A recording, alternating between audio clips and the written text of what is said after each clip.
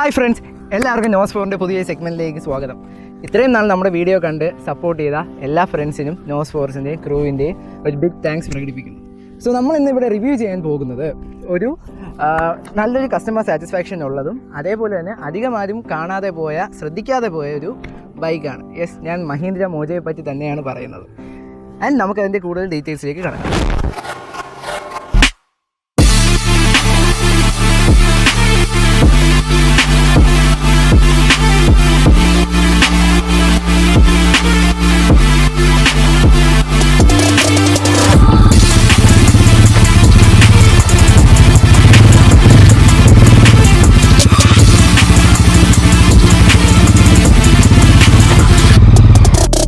Friends, ഇതാണ് നമ്മുടെ വണ്ടി മഹീന്ദ്ര മോജോ. മഹീന്ദ്ര മോജോയെ ഇൻട്രൊഡ്യൂസ് ചെയ്യുന്നത് 2010 IGMA 2010 അതേപോലെ തന്നെ മഹീന്ദ്ര മോജോയുടെ ഡിസൈൻ ഇൻസ്പയർ ആയിരിക്കുന്നത് ഇറ്റാലിയൻ മോട്ടോർ സൈക്കിൾ നിർമ്മാതാക്കളായ മാലാഗുട്ടയിൽ നിന്നാണ്. അതേപോലെ തന്നെ മഹീന്ദ്ര നമ്മുടെ ഈ മോജോ കേരള മാർക്കറ്റ്സിൽ അവൈലബിൾ ആവുന്നത് 2016-17 300cc സെഗ്മെൻറ്റ്സിൽ one of the best choices തന്നെയാണ് മഹീന്ദ്ര മോജോ. വണ്ടിയുടെ എൻജിൻ പരമായി പറയുകയാണെങ്കിൽ DOHC ടെക്നോളജിയിൽ ലിക്വിഡ് കൂൾഡ് എൻജിനാണ് വരുന്നത്. പിന്നെ ഒരു 6 സ്പീഡ് ട്രാൻസ്മിഷനും നമുക്ക് കിട്ടുന്നുണ്ട്. വണ്ടിയുടെ പവർ ഫിഗേഴ്സിനെ കുറിച്ച് പറയുകയാണെങ്കിൽ നമുക്കൊരു 26.8 bhp അറ്റ് 8500 RPM. ടോർക്കിൻ്റെ പരമായി പറയുകയാണെങ്കിൽ 30 Nm അറ്റ് 6500 RPM ആണ് വരുന്നത്. ഹൈ ടോർക്ക് എൻജിൻ ആയതുകൊണ്ട് തന്നെ മഹീന്ദ്ര മോജോ ഹൈവേ ക്രൂയിസിംഗിന് വൺ ഓഫ് ദി ബെസ്റ്റ് വെഹിക്കിളാണ്. ലോ കണ്ടീഷൻസിൽ മഹീന്ദ്ര മോജോയ്ക്ക് വരുന്ന ഒരു ട്വിൻ പോഡ് ഹെഡ് ലാമ്പ് സിസ്റ്റമാണ്. പക്ഷേ ഇതിപ്പോൾ കസ്റ്റം ചെയ്ത് സിംഗിൾ ഹെഡ് യൂണിറ്റ് ആക്കി മാറ്റിയിരിക്കുകയാണ്. മഹീന്ദ്ര മോജോയുടെ ഗ്രൗണ്ട് ക്ലിയറൻസ് എന്ന് പറയുന്നത് 173.5 mm ആണ് വരുന്നത്. പിന്നെ സീറ്റ് ഹൈറ്റ് വന്നിട്ട് 814 mm ആണ് വരുന്നത്. ഒരു ആവറേജ് ഹൈറ്റുള്ള പേഴ്സണിന് ഈ വണ്ടി നല്ല കംഫർട്ടോടെ തന്നെ ഓടിക്കാൻ കഴിയുന്നതായിരിക്കും. നല്ലൊരു റൈഡിംഗ് പൊസിഷൻ തന്നെയാണ് മഹീന്ദ്ര മോജോ നമുക്ക് ഓഫർ ചെയ്യുന്നത്. മഹീന്ദ്ര മോജോയുടെ സസ്പെൻഷൻ സിസ്റ്റം എന്ന് പറയുന്നത് ഫ്രണ്ടിൽ വരുന്ന ഒരു അപ്സൈഡ് ഡൗൺ ഫോക്സ് ആണ് വരുന്നത്.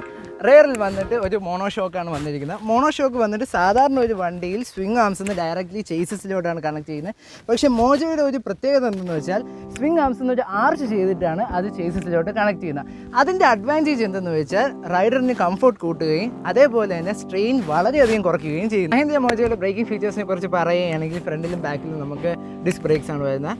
റെയറിൽ വന്നിട്ട് നമുക്ക് 240 mm ഫ്ലോട്ടിംഗ് ഡിസ്ക്കാണ് വരുന്നത്. ഫ്രണ്ടിൽ 320 mm പെഡൽ ഡിസ്ക്കാണ് വരുന്നത്.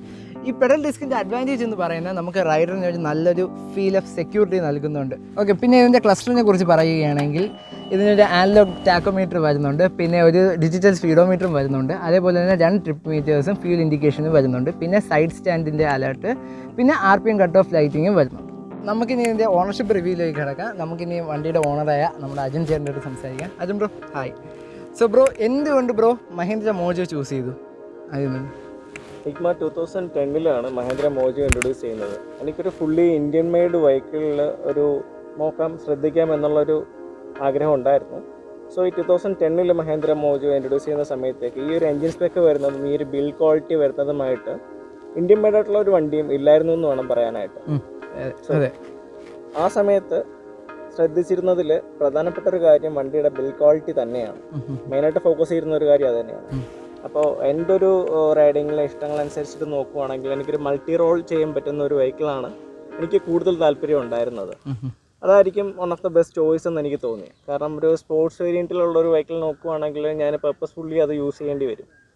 സോ എനിക്ക് മൾട്ടി റോൾ ചെയ്യുന്ന ഒരു വെഹിക്കിൾ ആഗ്രഹമായിരുന്നു. അങ്ങനെ നോക്കിയപ്പോഴേക്കുമാണ് ഞാൻ കുറച്ച് ഇഷ്ടമുള്ള കൂട്ടത്തിലാണ് വെഹിക്കിൾ റൈഡ് ചെയ്യാനും എല്ലാത്തിനും കുറച്ച് ഇഷ്ടമുള്ള കൂട്ടം. ബ്രോയുടെ സ്പെസിഫിക്കേഷൻസ്, ബ്രോയുടെ ഇഷ്ടങ്ങൾ ഈ വണ്ടി സാറ്റിസ്ഫൈ ചെയ്യുന്നുണ്ടോ? തീർച്ചയായിട്ടും 100% എന്നെ സാറ്റിസ്ഫൈ ചെയ്യുന്നുണ്ട്. അതിലുപരി പ്രധാനപ്പെട്ട ഒരു കാര്യം, ഇപ്പോൾ ഞാൻ ഈ വണ്ടി ബൈ ചെയ്തിട്ട് ഇപ്പോൾ നിയർബൈ 5 years കഴിഞ്ഞു. പക്ഷേ ഈ 5 years കഴിഞ്ഞിട്ടും ഞാൻ ഇന്ന് രാവിലെ ഇവിടെ നിന്ന് വണ്ടി എടുത്തിട്ട് വരുന്ന സമയത്താണെങ്കിൽ പോലും ഇഗ്നിഷൻ ഓൺ ചെയ്ത് കഴിഞ്ഞാൽ അതെൻ്റെ ഫസ്റ്റ് റൈഡ് തന്നെയാണ്. കൃത്യമായിട്ടുള്ള ഒരു മാജിക്കൽ ഒരു കാര്യം മഹീന്ദ്ര ചെയ്തിട്ടുണ്ട്, ഇതിനകത്ത് അപ്ലൈ ചെയ്തിട്ടുണ്ട്. എനിക്ക് തോന്നുന്നു തീർച്ചയായിട്ടും അത് 100% മഹീന്ദ്രയുടെ ബിൽഡ് ക്വാളിറ്റിയിൽ തന്നെയാണെന്നാണ് എൻ്റെ വിശ്വാസം. വണ്ടിയുടെ കുറച്ച് അട്രാക്റ്റീവ് ഫീച്ചേഴ്സ് എന്തൊക്കെയാണെന്ന് ബ്രോയ്ക്ക് പറഞ്ഞു തരാൻ പറ്റുമോ? ഞാൻ മഹീന്ദ്ര ലോഞ്ച് ചെയ്യുമ്പോഴേക്കും ഫസ്റ്റ് ലോഞ്ച് കാണിച്ച സമയം മുതൽ ഞാൻ ശ്രദ്ധിക്കുന്ന കുറച്ച് കാര്യങ്ങളിലുള്ളതായിരുന്നു മഹീന്ദ്ര ബിൽഡ് ചെയ്തേക്കുന്നതിനകത്ത് അട്രാക്റ്റീവായിട്ടുള്ള കുറച്ച് ഫീച്ചേഴ്സ് വരുന്നുണ്ടായിരുന്നു. കുറച്ച് നല്ല കാര്യങ്ങൾ അതിൽ ആഡ് ചെയ്തിട്ടുണ്ടായിരുന്നു. അപ്പോൾ ഏറ്റവും എനിക്ക് ഇഷ്ടപ്പെട്ട കാര്യം എന്ന് വെച്ച് കഴിഞ്ഞാൽ ഇറ്റാലിയൻ മാനുഫാക്ചർ ആയിട്ടുള്ള ഡുക്കാട്ടി എനർജിയ, ഡുക്കാട്ടിക്ക് വേണ്ടിയിട്ട് തന്നെ പ്രോഡക്ട്സ് ചെയ്യുന്ന ഡുക്കാട്ടി എനർജിയ തന്നെയാണ് ഫ്യൂൽ എഞ്ചിൻ സിസ്റ്റം, RR യൂണിറ്റും ECM എല്ലാം ചെയ്തിരുന്നത് ഫസ്റ്റ് വണ്ടിയിൽ. സോ പിന്നെ നോക്കുവാണെങ്കിൽ ഇറ്റാലിയൻ മാനുഫാക്ചർ ആയിട്ട് തന്നെയുള്ള മലാഗുട്ടിയിൽ നിന്ന് ഇൻസ്പയർ ആയിട്ടാണ് ഫസ്റ്റ് മോജോ ചെയ്തിരുന്നത് Mahindra. Then after 5 years of research and ഡെവലപ്മെന്റിൽ നിന്നാണ് മഹേന്ദ്ര ഇങ്ങനൊരു ഡിസൈനിലേക്ക് ചേഞ്ച് ആയത്. പക്ഷേ ഇതിലെ അഡ്വാൻറ്റേജ് ആയിട്ട് പറയുവാണെങ്കിൽ 21 ലിറ്റർ ഫ്യൂൾ ടാങ്ക് കപ്പാസിറ്റി ഉണ്ട് വണ്ടിക്ക്. സോ നമുക്കൊരു ആവറേജ് മൈലേജ് കാൽക്കുലേറ്റ് ചെയ്ത് പോവുകയാണെങ്കിൽ ഒരു 550 കിലോമീറ്റേഴ്സ് കണ്ടിന്യൂസ് റൈഡ് ചെയ്യാനായിട്ട് ധാരാളം നല്ലതാണ്, നല്ലൊരു ഫീച്ചർ ആണെന്ന് വേണം പറയാനായിട്ട്. ഇപ്പോൾ ആ ഒരു ഇത് കിട്ടുന്നുണ്ടോ, ഇത്രയും മൈലേജ് ലൈക്ക് ഈ റേഞ്ച് കിട്ടുന്നുണ്ടോ? ഫസ്റ്റ് പ്രൊഡക്ഷൻ വണ്ടി ആയതുകൊണ്ട് തന്നെ മൈലേജ് ഇപ്പോൾ ഉള്ള BS6 വണ്ടിയെ കമ്പയർ ചെയ്ത് നോക്കുകയാണെന്നുണ്ടെങ്കിൽ കുറച്ച് കുറവാണ്. വണ്ടിയുടെ ഫീച്ചേഴ്സിനെ പറ്റി പറയുവാണെങ്കിൽ 320mm പെഡൽ ഡിസ്ക് ആണ് വരുന്നത്. JG1 എന്ന് പറയുന്ന ഒരു കമ്പനിയാണ്. ചാസിസ് ബ്രേക്സ് ഇന്റർനാഷണൽ ഇന്ത്യ എന്ന് പറയുന്നത് തന്നെ അവരുടെ ഒരു വിങ് ആണ്. ഏഷ്യ ഡെവലപ്മെന്റ് കൺട്രീസിന് വേണ്ടിയിട്ട് ചെയ്യുന്ന ഒരു വിങ് തന്നെയാണ് മഹേന്ദ്ര മോജോയ്ക്ക് വേണ്ടിയിട്ട് ഈ ബ്രേക്കിംഗ് സിസ്റ്റം പ്രൊവൈഡ് ചെയ്തേക്കുന്നത്. ഫ്രണ്ടിൽ വരുമ്പോൾ 320mm പെഡൽ ഡിസ്കും റിയറിൽ വരുമ്പോഴേക്കും 240mm ഫ്ലോട്ടിംഗ് ഡിസ്കുമാണ് വരുന്നത്. നല്ലൊരു ബ്രേക്കിംഗ് ബൈറ്റുള്ളത് തന്നെയാണ്. പിന്നെ മഹേന്ദ്രയുടെ ഒരു ട്വിഡ് കോഡ് ഹെഡ്ലൈറ്റ് വരുന്നുണ്ട്. ആ ഹെഡ്ലൈറ്റ് മഹേന്ദ്രയുടെ ഒരു യുണീക്നെസ്സിനെ കൂട്ടുന്ന ഒരു കാര്യമാണ്. അത് കൂടാതെ ഒരു ഫീച്ചർ ഉള്ളത് മഹേന്ദ്രയുടെ ഡ്യുവൽ എക്സോസ്റ്റ് ആയിരുന്നു ആ സമയത്ത്. അതൊരു ഐഡന്റിറ്റി ആയിരുന്നു ആക്ച്വലി മോജോയുടെ ഒരു ഐഡന്റിറ്റി തന്നെയായിരുന്നു. ആ ഒരു സമയത്ത് ഡ്യുവൽ എക്സോസ്റ്റ് സിസ്റ്റം ഭയങ്കര റെയർ ആയിരുന്നു. എക്സാക്ട്ലി. ഈ USD 4ക്കും വരുന്ന 41mm USD 4ക്കാണ് മഹേന്ദ്ര മോജോക്ക് ചെയ്തേക്കുന്നത്. പിന്നെ റിയറിൽ വരുന്ന മോണോ ഷോക്ക് അബ്സർ നോർമലി ഒരു വണ്ടിയിൽ വരിക എന്ന് വെച്ച് കഴിഞ്ഞാൽ സുങ്ങാമിയിൽ നിന്ന് ഡയറക്റ്റ് കണക്ട് ആയിട്ടാണ് വരിക. സോ മഹേന്ദ്ര മോജോയിൽ പ്രൊവൈഡ് ചെയ്തേക്കുന്ന അതിന്റെ പുറത്തുകൂടി ഒരു ആശ വന്നിട്ട് അതിൽ നിന്ന് ഡയറക്റ്റ് ചാസിസിലേക്ക് വരുന്ന കണക്ഷൻ ആയതുകൊണ്ട് തന്നെ റൈഡർക്ക് വളരെയധികം കംഫർട്ടായിരിക്കും. ഈവൻ ഇപ്പോൾ കട്ടറിൽ ഇറങ്ങുവാണെങ്കിലോ ഇല്ലെങ്കിൽ നമ്മുടെ ബമ്പിലൊക്കെ ആണെങ്കിലോ പോലും ഒത്തിരി സ്ട്രെയിൻ ഇല്ലാണ്ട് വണ്ടി ഒത്തിരി ദൂരം കണ്ടിന്യൂസ് റൈഡ് ചെയ്യാനായിട്ടുള്ള ഒരു സപ്പോർട്ട് കൂടിയിട്ടാണ് മഹേന്ദ്ര അതിലൂടെ തന്നേക്കുന്നത്. നല്ലൊരു അഡ്വാൻറ്റേജ് തന്നെയാണ്. ഫീച്ചേഴ്സിനെ പറ്റി ബ്രോയ്ക്ക് തോന്നിയിട്ടുള്ള കാര്യങ്ങൾ എന്തൊക്കെയാണ്? നല്ലൊരു ബുള്ളറ്റ് പ്രൂഫ് എഞ്ചിന് തന്നെയാണ് മഹേന്ദ്ര പ്രൊവൈഡ് ചെയ്തിരിക്കുന്നത്. ബ്രോ ഇത് ആളുകൾ റിഫൈൻഡ് എഞ്ചിൻ എന്ന് പറയുന്നത് വളരെയധികം റിഫൈൻഡ് ആണ്. ഇപ്പൊ ഞാൻ വണ്ടി എടുത്തിട്ട് നിയർ ബൈ 30,000 കിലോമീറ്റേഴ്സ് ആയിട്ടുണ്ട്. വണ്ടി എടുത്ത് 6 മന്ത്സിനകത്ത് 1 lakh കിലോമീറ്റർ ഓടിയ വണ്ടിയുണ്ട്. ഇപ്പോൾ ഞങ്ങളുടെ ക്ലബിനകത്ത് തന്നെയുള്ള ഒത്തിരി ഫ്രണ്ട്സ് ഉണ്ട്. അപ്പോൾ അവരുടെ വണ്ടി നോക്കുവാണെങ്കിൽ 58,000 60,000 ഒക്കെ ഓടിയിട്ടുള്ളതും 172 വരെയൊക്കെ ഹൈ സ്പീഡ് റീച്ച് ചെയ്തിട്ടുള്ളതായിട്ടുള്ള വണ്ടികളുണ്ട്. ഇപ്പോഴും സ്റ്റിൽ യാതൊരു ഇഷ്യൂസും ഇല്ല. ബിൽ ക്വാളിറ്റി അതേ സെയിം തന്നെയാണ്. എഞ്ചിനും നല്ലൊരു ബുള്ളറ്റ് പ്രൂഫ് എഞ്ചിൻ തന്നെയാണ്. വേറെ യാതൊരു ഇഷ്യൂസും വന്നിട്ടില്ല ഇതുവരെ. ആസ് യൂഷ്വൽ ഒരു വണ്ടിക്ക് വരാൻ സാധ്യതയുള്ള എന്തൊക്കെയാണോ മെയിൻ്റനൻസിന്റെ ഭാഗത്തുനിന്ന് ആ ഒരു കാര്യം മാത്രമേ വരുന്നുള്ളൂ. പിന്നെ വരുന്നത് നമുക്ക് പ്രത്യേകിച്ച് ചെയ്യേണ്ട ആവശ്യങ്ങളൊന്നും ഉണ്ടായിട്ടില്ല. ഇപ്പോൾ നമ്മുടെ ടൂറിംഗ് പർപ്പസിന് വേണ്ടിയിട്ട് തന്നെയാണ് ഫുള്ളി മോഡിഫൈ ചെയ്ത പോലെ തന്നെയാണ് വണ്ടി ഇറക്കിയിട്ടുള്ളത്. സോ അപ്പം അതിന് വേണ്ടിയിട്ടുള്ള pannier mounts, saddle back stay, carriers എല്ലാം തന്നെ അതിൽ വരുന്നുണ്ട്. ഇപ്പം നമ്മുടെ ഫോഗ്ലാം പോലും ഫിറ്റിംഗ്സിന് നമുക്ക് എക്സ്ട്രാ പുറത്തുനിന്ന് പോകേണ്ട ആവശ്യം വരുന്നില്ല. മഹേന്ദ്ര തന്നെ പ്രൊവൈഡ് ചെയ്യുന്നുണ്ടായിരുന്നു. മഹേന്ദ്ര ഓൺ തന്നെ വരുന്നുണ്ട്. പിന്നെ എക്സോസ്റ്റ് സിസ്റ്റം നോക്കുകയാണെന്നുണ്ടെങ്കിൽ നമുക്ക് ഡ്യുവൽ സൗണ്ട് കിട്ടാനുള്ള ഒരു സംവിധാനം മഹേന്ദ്ര തന്നെ അതിനകത്ത് ചെയ്തിട്ടുണ്ട്. അതിലൊരു DB കില്ലർ വരുന്നുണ്ട്. DB കില്ലർ യൂസ് ചെയ്യുവാണെങ്കിൽ ഒരു കുറച്ചൊരു ചെറിയ സൗണ്ട് ആയിരിക്കും മേ ബി കിട്ടുക. അങ്ങനെ അല്ല, നമുക്ക് DB കില്ലർ നമുക്ക് തന്നെ റിമൂവ് ചെയ്യാൻ പറ്റും. അങ്ങനെയാണെങ്കിൽ കുറെ കൂടി ലൗഡ് ആയിരിക്കും. ഒന്നാമത്തെ കാര്യം മഹേന്ദ്ര പ്രൊവൈഡ് ചെയ്തേക്കുന്നതിൽ നല്ലൊരു കാര്യമാണ് ഈ ഒരു സൗണ്ട് സിസ്റ്റം എന്ന് പറഞ്ഞാൽ. എക്സ്ട്രാ നമുക്കൊന്നും ചെയ്യേണ്ടിയോ ഇല്ലെങ്കിൽ പുറത്തൊന്നും ചെയ്തിട്ട് മോഡിഫിക്കേഷൻ്റെ ഒരു ഇഷ്യൂസ് തന്നെ വരുന്നില്ല. മഹീന്ദ്രയുടെ ഏക ബൈക്കാണിത് അല്ലേ? അതിന്റെ സർവീസ് ഒക്കെ എങ്ങനെയാണ്? സർവീസ് നെറ്റ്വർക്ക് ഇൻ കേരള കുറച്ച് കുറവാണ്. മഹേന്ദ്ര ചെയ്തേക്കുന്നത് കുറച്ച് കുറവാണ്. പക്ഷേ എങ്കിലും M2 All എന്ന് പറയുന്ന സൈറ്റ് വഴി നമുക്ക് വണ്ടിയുടെ എല്ലാ സ്പെയർ പാർട്സും ഡയറക്റ്റ്ലി തന്നെ വാങ്ങാനായിട്ട് പറ്റുന്നതാണ്. അങ്ങനെ ഒരു സംവിധാനം മഹേന്ദ്ര ചെയ്തിട്ടുണ്ട്. ആണെങ്കിലും എല്ലാം ചെയ്യുന്നുണ്ട്. മഹേന്ദ്രയുടെ 300cc ബൈക്കാണ് ഈ വരുന്നത്. എങ്ങനെ ബ്രോയ്ക്ക് അഡ്വാൻറ്റേജ് തരുന്നുണ്ട് അതിനെക്കുറിച്ച് ഓരോ പാർട്ട് ബൈ പാർട്ടായിട്ട് പറയാൻ പറ്റുമോ? തീർച്ചയായിട്ടും. ഞാനിതിൽ ഫുള്ളി മോഡിഫൈ ചെയ്തിട്ടുണ്ട്. ഫുള്ളി മോഡിഫൈ ചെയ്തിട്ടുണ്ടെന്ന് പറയുമ്പോൾ ഫസ്റ്റ് ഓഫ് ഓൾ നമ്മുടെ ഫ്രണ്ടിൽ ഡ്യുവൽ പോർട്ട് ഹെഡ് ലാംപ്സ് വരുന്നത് തന്നെ ഞാൻ ചേഞ്ച് ചെയ്തിട്ടുണ്ട്.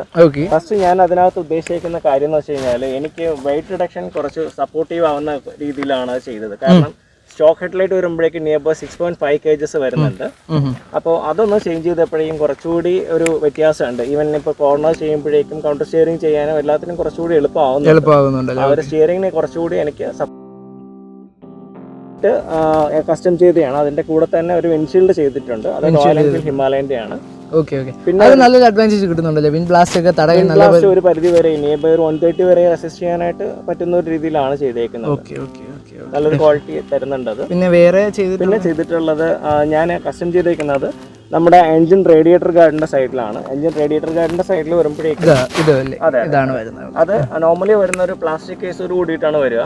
അപ്പം അത് ഇൻ കേസ് ഒരു ഓഫ് റോഡിലോ ഇല്ലെങ്കിൽ അതിന് വേറൊരു ഡിസൈൻ പോലെയാണ് സ്റ്റോക്കിൽ വരുന്നത്, 3 ലൈൻസ് വരുന്നത്, അത് മാറ്റിയിട്ടാണ് ഒരു ഡിസൈനാണ് കൊടുത്തേക്കുന്നത്. ഞാനത് ചേഞ്ച് ചെയ്ത കാര്യം എന്ന് വെച്ചാൽ ഇൻ കേസ് ഒന്നും വണ്ടി ചരിഞ്ഞ് വീഴുകയാണെങ്കിൽ പ്ലാസ്റ്റിക് ക്വാളിറ്റിയിൽ കുറച്ച് ഡാമേജസ് വരാനുള്ള ചാൻസസ് കൂടുതലാണ്. ഇതാവുമ്പോഴേക്കും പക്ക സേഫ് ആയിരിക്കും എന്നുള്ളത് കൊണ്ട് തന്നെ ഞാൻ ഇങ്ങനെ ഒരു സംവിധാനമാണ് ഇതിൽ ചെയ്തേക്കുന്നത്. അത് പോരാഞ്ഞിട്ട് ക്രാഷ് ഗാർഡ് ഞാൻ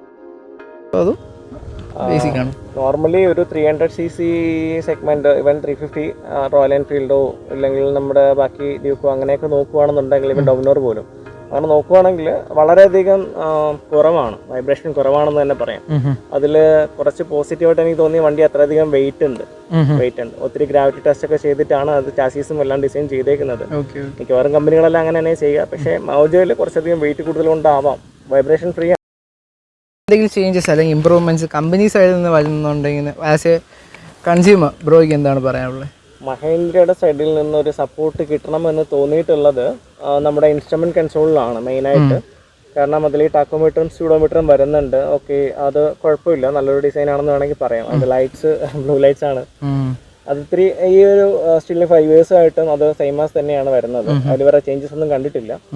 അതിൽ ഡിസ്റ്റൻസ് ടു എം ടി എന്ന് പറയുന്ന ഒരു ഫീച്ചർ വന്നാൽ അത്രയും നന്നായിരിക്കും തോന്നുന്നു. കാരണം ലോ ഫ്യൂവലിൽ ഇവിടെ നിന്ന് ഒരു റൈഡർക്ക് മേ ബി അറിയില്ല, ഒരു റൈഡ് പോകുമ്പോഴേക്കും നമുക്ക് വിചാരിക്കില്ല ഇവിടെ നിന്ന് ഇത്ര കിലോമീറ്റർ കഴിഞ്ഞിട്ടായിരിക്കാം നെക്സ്റ്റ് ഫ്യൂൾ സ്റ്റേഷൻ ഉള്ളതെന്നുള്ള കാര്യമൊന്നും പറയാൻ പറ്റില്ല. സോ അങ്ങനെ ഒരു ഫീച്ചർ ആഡ് ചെയ്താൽ കൊള്ളാവുന്നുണ്ട്. പിന്നെ എന്തെങ്കിലും ചേഞ്ചസ് കൊണ്ടുവന്നാൽ അത്രയും നന്നായിരിക്കും.